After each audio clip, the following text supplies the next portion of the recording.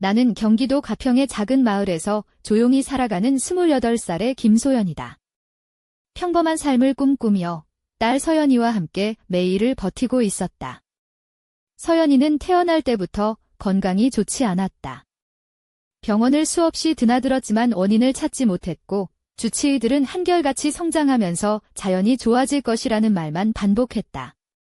그 말에 나는 매번 희망을 걸었지만 현실은 나를 점점 더 옥죄었다. 나는 가평에 있는 한 주유소에서 청소 일을 하며 생계를 꾸렸다. 그곳은 내가 딸을 키우기에 가장 적합한 환경이었다. 출근 시간이 일정하고 비교적 부담이 적어 내게는 큰 축복과 같았다. 내겐 딸밖에 없었다. 서연이의 건강을 돌보며 힘겹게 맞벌이를 하는 미혼모의 삶은 녹록지 않았다. 주유소 사장님인 박정호 씨는 항상 밝고 친절했다. 그는 가끔 내게 다가와 인사를 건네며 내가 가진 무거운 짐을 조금이나마 덜어주려 노력하는 듯했다. 어느 봄날 근무를 마치고 주유소 뒤편 벤치에 앉아 숨을 고르고 있을 때였다. 뒷문이 살짝 열리며 박 사장님이 나왔다. 그는 평소보다 조금은 긴장한 표정으로 다가와 잠시 앉아도 될까? 라고 물었다. 나는 놀라며 자리에서 일어섰지만 그는 내 손을 가볍게 잡으며 웃었다. 긴장하지 마. 난 사람 안 무서워해. 날씨가 따뜻해져서 그런지 그의 말에 나도 모르게 미소가 번졌다. 그는 말을 조심스레 꺼냈다. 소연 씨, 사실은 너에게 좀 특별한 제안을 하고 싶어. 나는 순간 머리가 하얘졌다. 특별한 제안이라는 말에 설마 무슨 사기나 협박은 아니겠지? 라는 생각이 머리를 스쳤다. 하지만 박 사장님은 진지했고 그의 눈빛에는 진심이 담겨 있었다. 박 사장님은 그의 아들 박성민을 소개했다. 올해 30인 성민이는 7년 전 교통사고로 인해 하반신이 마비되어 휠체어에 의지하고 있었다. 그 사고 이후로 그는 깊은 우울증에 빠져 거의 가족과도 대화를 하지 않을 정도로 마음의 문을 닫았다. 아버지는 아들의 삶에 새로운 활력을 불어넣고 싶었고 그래서 내가 딱 맞는 사람이라고 생각했다는 것이었다. 성민이에게 진짜 가정을 만들어주고 싶다. 내가 1년 동안 그 역할을 맡아주면 모든 비용은 물론 내가 원하는 만큼 보상할 것이다. 그리고 너의 딸 서연이도 그 기간 동안 필요한 치료와 검사를 제대로 받을 수 있도록 도울게. 나는 처음엔 분노와 혼란에 휩싸였다. 내가 무슨 대가로 이런 제안을 받아들일 수 있겠어. 하지만 그의 눈빛은 간절했고 무엇보다 서연이의 건강을 위해서라면 무엇이든 할 수 있을 것 같았다. 그날 밤 나는 아이의 발작 소식을 전해 듣고 급히 집으로 달려갔다. 구급차를 불러 함께 병원으로 향하는 동안 나는 내 심장이 터질 듯 뛰는 것을 느꼈다. 아이가 다시 고통받는 모습은 매번 나를 무너뜨렸다. 병원에서는 아직 할 수 있는 게 없다고 말하며 오히려 아이를 불안하게 하지 말라고 조언했다. 하지만 나는 이대로 포기할 수 없었다. 이틀 후 박 사장님과 그의 젊은 비서가 큰 승용차를 타고 우리 집에 왔다. 나는 가장 필요한 것만 챙기라는 말에 서둘러 짐을 꾸렸다. 서연이는 차 안에서 호기심 어린 눈빛으로 창밖을 바라보며 엄마, 우리 이제 동화 속 공주님처럼 살까? 라고 말했다. 나는 웃음을 참고 그녀의 작은 손을 꼭 잡았다. 그래, 서연아. 우리 함께 이겨내자. 그 박 사장님 집은 서울 근교의 고급 주택가에 위치한 웅장한 저택이었다. 나는 그곳에 들어서면서 마치 다른 세계에 온 듯한 기분을 느꼈다. 서연이 방은 우리 침실 바로 옆에 있었고 나는 그 공간이 낯설면서도 어쩐지 따뜻하게 느껴졌다. 성민이는 거의 말을 하지 않았지만 가끔 조용히 우리를 바라보며 미소를 지었다. 그는 나와 서연이에게 조심스러운 관심을 보였고 나는 그의 내면에 숨겨진 상처를 조금씩 알게 되었다. 결혼식은 그로부터 한 주일 후였다. 수백 명의 손님과 크고 화려한 드레스, 빛나는 조명 아래에서 나는 마치 꿈을 꾸는 듯한 기분이었다. 드레스는 박 사장님이 직접 준비해준 것이었는데 고급 실크와 섬세한 레이스가 어우러진 디자인이었다. 나는 조심스럽게 드레스의 허리를 감싸며 이 옷이 나를 어디로 데려갈까? 라는 생각을 했다. 서연이는 작은 공주 드레스를 입고 당당하게 걸어 다녔다. 그 모습이 너무 사랑스러워서 눈물이 핑 돌았다. 성민이와 나는 결혼식 이후에도 서로에게 조심스러운 경계심을 유지했다.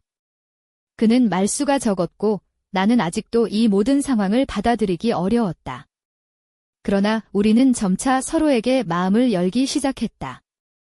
밤이면 그는 휠체어에서 가벼운 운동을 하며 몸을 움직였고 나는 그런 그의 모습을 보며 희망을 품었다. 그의 눈빛에서 살아가고자 하는 의지를 조금씩 발견했기 때문이다. 어느 늦은 밤, 아이가 또 발작을 일으켰다.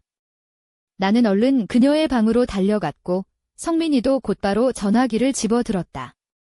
구급차가 도착하기 전까지 우리는 긴장 속에서 시간을 보냈다. 의사들이 도착해 아이를 살피는 동안 나는 그들의 전문적인 모습에 안도했다. 그 순간 나는 깨달았다. 이 모든 것이 단지 시작에 불과하다는 것을. 서연이의 상태에 대해 새로운 진단이 내려졌다. 출산 과정에서 머리뼈가 손상되어 신경에 압박이 가해진 타디라는 것. 수술이 필요하지만 그만큼 위험도 크다는 사실에 나는 한동안 말을 잃었다. 그러나 성민이는 내 손을 꼭 잡으며 엄마, 걱정하지 마, 우리는 함께 이겨낼 거야 라고 속삭였다. 그 말이 내 마음을 녹였다. 수술은 성공적이었다. 나는 병원에서 아이가 회복하는 모습을 보며 희망을 키웠다.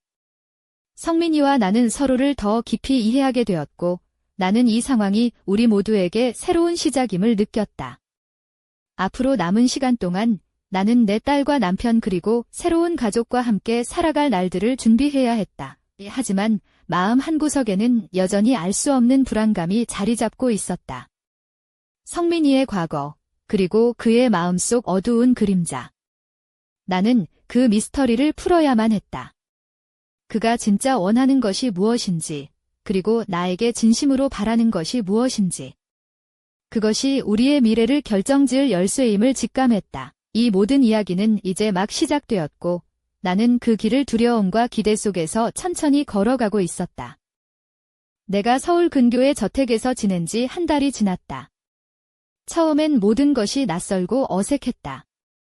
고급 가구와 넓은 공간, 언제나 반짝이는 조명 아래에서 나는 마치 드라마 속 주인공이 된 기분이었다. 하지만 그 화려함 뒤에 감춰진 무거운 책임감과 긴장감은 점점 더 내 어깨를 짓눌렀다. 매일 아침, 나는 서연이의 건강 상태를 꼼꼼히 체크하고 성민이의 작은 변화에도 민감하게 반응했다. 성민이는 여전히 조용했다. 하지만 나는 그의 눈빛에서 무언가 단단한 결의와 슬픔이 교차하는 것을 볼 수 있었다. 그가 휠체어에 앉아 창밖을 바라볼 때면 마치 자신만의 세계에 갇힌 듯한 모습이었다. 그러면서도 가끔 내게 다가와 조용히 말을 건네거나 서연이와 함께 있는 시간을 소중히 여기는 모습은 나를 조금씩 안심시켰다. 내 옷차림에도 변화가 생겼다. 처음 이곳에 왔을 때는 주유소 청소 일을 하며 입던 단순한 티셔츠와 청바지를 고수했지만 점차 이 집의 분위기에 맞추어 우아한 원피스와 세련된 액세서리를 착용하기 시작했다. 오늘도 나는 베이지 톤의 실크 블라우스와 어두운 네이비 스커트를 입고 있었다. 발끝에는 은은한 광택이 도는 하이힐을 신었고 목에는 작고 섬세한 진주 목걸이를 걸었다. 거울 속 내가 마치 완전히 다른 사람이 된 것 같아 웃음이 나왔다. 이 옷들이 날 감싸주면 내 마음도 조금은 편해질까? 라는 생각이 들었다. 성민이와 서연이가 함께 있는 모습을 볼 때면 마음이 따뜻해졌다. 서연이는 아직 어린데도 불구하고 남다른 의젓함과 밝음을 지니고 있었다. 그녀는 작은 손으로 성민이의 손을 잡으며 오빠, 오늘은 무슨 운동할 거야? 라고 묻곤 했다. 성민이는 어색한 미소를 지으며 오늘은 조금 더 오래 앉아 있을 수 있도록 연습해 볼 거야 라고 답했다. 그 순간 그들은 단순한 남매처럼 보였고 나는 그런 순간들이 우리 가족에게 꼭 필요하다는 것을 깨달았다. 그러나 평화로운 일상에도 위기는 존재했다. 어느 날 밤, 서연이가 갑작스러운 발작으로 고통스러워하며 몸을 떨었다. 나는 심장이 멎는 듯한 공포를 느끼며 급히 그녀를 안았다. 성민이는 즉시 침착하게 전화기를 집어들고 구급차를 불렀다. 그 모습은 내가 알던 그 묵묵하고 무표정한 남자가 아니었다. 그 순간만큼은 그도 한 사람의 보호자이자 가족이었다. 병원에 도착한 후 의사들은 신속하고 정확하게 움직였다. 나는 그들의 손길에 의지하며 서연이의 상태를 지켜보았다. 그 순간 나는 마음속 깊은 곳에서 다짐했다. 나는 이 아이를 반드시 지켜낼 거야. 어떤 일이 있어도, 그리고 성민이와 나, 이 두 사람과 함께라면 그 어떤 어려움도 극복할 수 있을 것이라는 믿음이 조금씩 싹텄다. 성민이는 어느 날 나에게 조심스레 말했다. 그가 최근 시작한 재활운동에 대해 이야기하며 내가 다시 걸을 수 있을지 모르겠지만 너와 서연이 덕분에 포기하지 않으려 해라고 했다. 나는 그의 말을 들으며 가슴이 뜨거워졌다. 이 남자가 가진 상처와 아픔을 내가 조금이라도 치유할 수 있다면 그게 바로 우리의 운명인 걸까? 라는 생각이 들었다. 그런데 그의 말 속에는 말하지 않은 무언가가 있었다. 나는 그것이 무엇인지 알기 위해 그를 조금 더 관찰하기 시작했다. 성민이는 밤이면 홀로 방 안에서 무언가를 만지작거리곤 했다. 처음에는 단순한 취미인 줄 알았지만 점차 그의 행동이 일종의 훈련임을 깨달았다. 그는 비밀스럽게 작은 기구들을 다루며 자신의 몸과 마음을 다잡는 듯 했다. 나는 그 모습을 몰래 지켜보며 이 남자는 단순한 사람이 아니야라는 생각을 떨칠 수 없었다. 어느 저녁, 박 사장님이 우리 방에 들어왔다. 그의 얼굴에는 평소와 다른 긴장감이 감돌았다. 그는 조심스럽게 내게 질문을 던졌다. 소연 씨, 출산이 힘들었나요? 나는 갑작스러운 질문에 잠시 멈칫했지만 곧 조용히 대답했다. 네, 아마도 그때 아이가 머리를 다쳤나 봐요. 그게 지금 서연이의 문제로 이어진 거라고 하더라고요. 눈물이 고여 내 두 눈을 적셨지만 나는 꾹 참았다. 박 사장님은 잠시 침묵하다가 말했다. 의사들이 말하길 수술이 필요하다고 해요. 위험하긴 하지만 성공하면 서연이가 정상적인 생활을 할 수 있을 거라고 믿고 있어요. 나는 그 말을 들으며 동시에 두려움과 희망이 교차하는 복잡한 감정에 휩싸였다. 내 딸이 정말로 건강하게 자랄 수 있을까? 이 수술이 우리 삶의 전환점이 될까? 수술이 다가올수록 나는 긴장과 불안을 떨치기 힘들었다. 하지만 성민이는 내 손을 꼭 잡으며 걱정하지 마. 소연씨, 우리가 함께라면 뭐든 할 수 있어요라고 말했다. 그 말에 나는 한층 더 용기를 얻었다.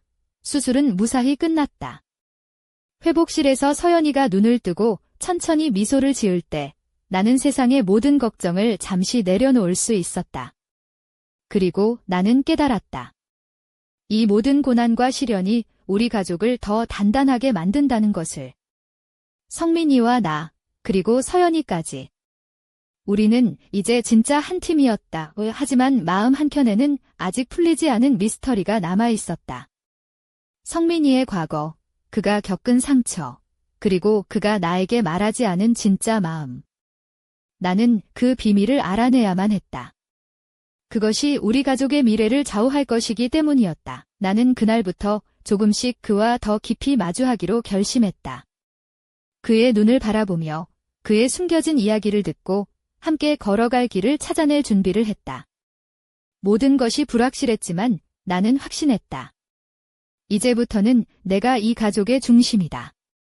그리고 반드시 행복을 찾아낼 거야. 내 이야기는 아직 끝나지 않았다. 오히려 이제 막 시작되었을 뿐이다. 나는 점점 이 낯선 저택에서의 생활에 익숙해져 갔다.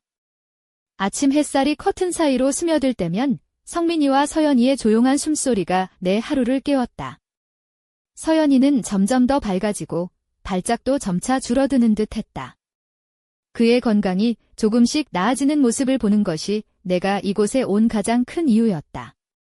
그러나 마음 한켠에서는 여전히 불안과 긴장이 떠나지 않았다. 성민이는 매일 휠체어에서 시간을 보내며 재활운동에 전념했다. 처음엔 그저 힘겹게 팔을 움직이던 그가 어느 순간부터는 조금씩 상체를 일으키려 노력하는 모습이 보였다. 나는 그 모습을 보며 가슴이 뭉클해졌다.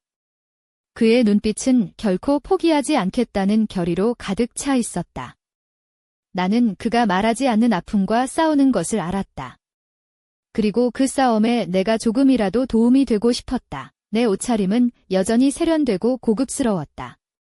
오늘은 부드러운 베이지색 실크 블라우스와 검은색 펜슬 스커트를 입었다. 발끝에는 은은한 광택이 도는 구두를 신고 목에는 진주 목걸이를 걸었다. 종종 거울을 보며 뒷모습이 나라는 사람이 맞나 라는 생각을 하곤 했다. 하지만 그런 순간에도 나는 내 자신에게 미소를 지었다. 이 드레스와 액세서리가 내게 힘을 준다고 스스로를 위로했다. 서연이는 점점 더 활발해졌고 성민이와의 관계도 조금씩 변하기 시작했다. 어느 날 서연이가 성민이의 손을 잡고 오빠, 오늘은 같이 책 읽을래? 라고 말했다. 그 순간 성민이는 미소를 지으며 고개를 끄덕였다. 그때 나는 두 사람이 마치 오랜 친구처럼 보였고 가슴속 깊은 곳에서 따뜻한 감정이 피어올랐다. 이게 바로 가족인가? 라는 생각이 들었다. 하지만 평화로운 일상에도 위기가 찾아왔다. 어느 밤, 서연이가 갑작스러운 발작에 시달렸다. 나는 심장이 터질 듯한 공포에 휩싸여 그녀를 안았다. 성민이는 침착하게 전화기를 들고 구급차를 불렀다. 그 순간 나는 그가 단순한 휠체어에 앉은 남자가 아니라 책임감 있고 강한 사람임을 다시 한번 깨달았다. 병원에 도착한 후 의사들은 신속하게 서연이의 상태를 평가했다. 나는 그들의 전문적인 손길에 의지하며 내 아이가 다시 건강해지길 간절히 바랐다. 그때 성민이는 내 손을 꼭 잡으며 걱정하지 마세요. 우리가 함께라면 무엇이든 이겨낼 수 있어요라고 속삭였다. 그의 말에 나는 눈물이 맺혔지만 꾹 참았다. 그 후 며칠간 나는 서연이의 상태를 꼼꼼히 지켜보며 성민이와 더 많은 시간을 보내기 시작했다. 그는 나에게 자신의 과거와 상처를 조금씩 털어놓기 시작했다. 사고 이후 그는 자신이 무력해졌다는 사실에 절망했고 가족과의 관계도 멀어졌다. 하지만 내게만큼은 솔직해졌다. 나는 그가 얼마나 깊은 내면의 고통을 겪고 있는지 알게 되었고 그 고통을 함께 나누고 싶었다. 어느 저녁 나는 그와 함께 거실에 앉아 있었다. 그는 조용히 말했다. 소연 씨, 나는 다시 걸을 수 있을지 모르겠지만 너와 서연이 덕분에 포기하지 않으려 해요. 나는 그의 말을 들으며 가슴이 뜨거워졌다.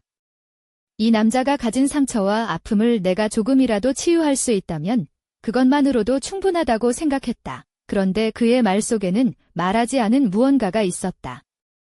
나는 그것이 무엇인지 알기 위해 그를 조금 더 관찰하기 시작했다.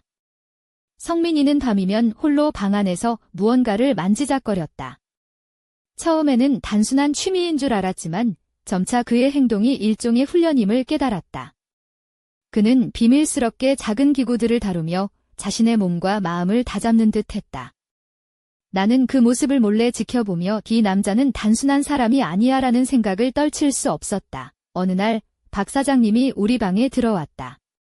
그의 얼굴에는 평소와 다른 긴장감이 감돌았다.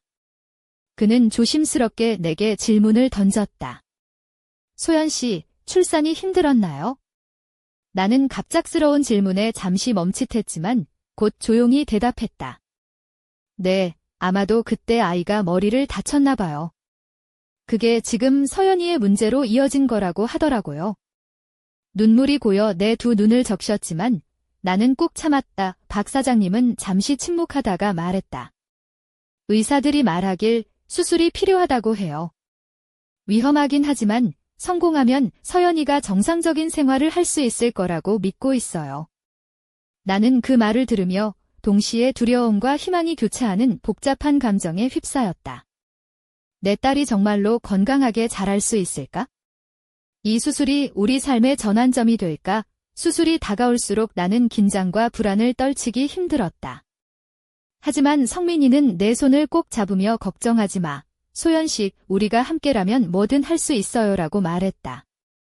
그 말에 나는 한층 더 용기를 얻었다. 수술은 무사히 끝났다. 회복실에서 서연이가 눈을 뜨고 천천히 미소를 지을 때 나는 세상의 모든 걱정을 잠시 내려놓을 수 있었다. 그리고 나는 깨달았다. 이 모든 고난과 시련이 우리 가족을 더 단단하게 만든다는 것을. 성민이와 나, 그리고 서연이까지. 우리는 이제 진짜 한 팀이었다. 하지만 마음 한켠에는 아직 풀리지 않은 미스터리가 남아 있었다. 성민이의 과거, 그가 겪은 상처, 그리고 그가 나에게 말하지 않은 진짜 마음. 나는 그 비밀을 알아내야만 했다. 그것이 우리 가족의 미래를 좌우할 것이기 때문이었다. 나는 그날부터 조금씩 그와 더 깊이 마주하기로 결심했다. 그의 눈을 바라보며 그의 숨겨진 이야기를 듣고 함께 걸어갈 길을 찾아낼 준비를 했다. 모든 것이 불확실했지만 나는 확신했다. 이제부터는 내가 이 가족의 중심이다. 그리고 반드시 행복을 찾아낼 거야. 내 이야기는 아직 끝나지 않았다. 오히려 이제 막 시작되었을 뿐이다. 그날 이후로 나는 성민이와 더 많은 시간을 보내기 시작했다. 그의 침묵 속에 감춰진 슬픔과 분노를 조금씩 풀어내려 노력했다. 가끔은 그의 무거운 눈빛에 나도 모르게 가슴이 저릿했지만 그럴 때마다 나는 스스로 다짐했다. 이 남자의 상처를 이해하고 그가 다시 일어설 수 있도록 내가 버팀목이 되어야 한다. 성민이는 여전히 휠체어에 앉아 있었지만 그의 마음은 점점 더 강인해지고 있었다. 그는 밤이면 혼자 방 안에서 조용히 무언가를 연습하곤 했다. 그 모습을 몰래 지켜보던 나는 그가 자신만의 방식으로 몸과 마음을 다독이고 있다는 것을 알게 되었다. 어쩌면 그가 내게 보여주지 않은 진짜 모습이 바로 그 안에 숨겨져 있었던 것이다. 나는 서연이의 건강이 조금씩 나아지는 것을 보며 희망을 품었다. 그녀는 이제 발작이 줄어들고 웃음도 자주 지었다. 서연이가 작은 손으로 내 손을 잡고 엄마, 오늘은 같이 놀자라고 말할 때면 나는 세상 그 무엇보다 값진 행복을 느꼈다. 그 순간만큼은 모든 고통과 걱정이 사라지는 듯 했다. 그러나 어느 날 나는 성민이가 늦은 밤에 혼자 무엇인가를 몰래 하는 것을 목격했다. 그는 작은 기구들을 조심스럽게 다루며 집중하고 있었다. 나는 그가 단순한 재활 운동 이상의 무언가를 하고 있음을 직감했다. 무슨 비밀이 있는 걸까? 라는 궁금증이 내 마음을 사로잡았다. 며칠 후 박 사장님이 우리 방에 들어왔다. 그의 얼굴에는 평소와 다른 무거운 기운이 감돌았다. 그는 조심스럽게 내게 물었다. 소연 씨, 출산이 힘들었나요? 나는 잠시 멈칫했지만 조용히 대답했다. 네, 아마 그때 아이가 머리를 다쳤나 봐요. 지금 서연이의 건강 문제와 관련이 있다고 들었어요. 눈물이 고였지만 나는 꾹 참았다. 박 사장님은 잠시 침묵하다가 말했다. 의사들이 수술이 필요하다고 했어요. 위험하지만 성공하면 서연이가 정상적인 생활을 할 수 있을 거라고 믿고 있어요. 나는 두려움과 희망이 교차하는 마음으로 그 말을 들었다. 내 딸이 건강해질 수 있을까? 이 수술이 우리의 삶을 바꿔줄까? 수술이 가까워질수록 나는 긴장과 불안을 떨칠 수 없었다. 하지만 성민이는 내 손을 꼭 잡으며 걱정하지 마세요. 우리가 함께라면 어떤 어려움도 이겨낼 수 있어요라고 말했다. 그 말에 나는 힘을 얻었다. 수술은 성공적이었다.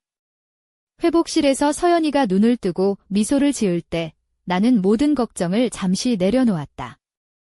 이 모든 고난과 시련이 우리 가족을 더 강하게 만들었다는 것을 깨달았다. 성민이와 나, 그리고 서연이까지 우리는 진짜 가족이 되었다. 하지만 내 마음 한켠에는 아직 풀리지 않은 미스터리가 있었다. 성민이의 과거, 그가 겪은 상처, 그리고 그가 나에게 말하지 않은 진짜 마음.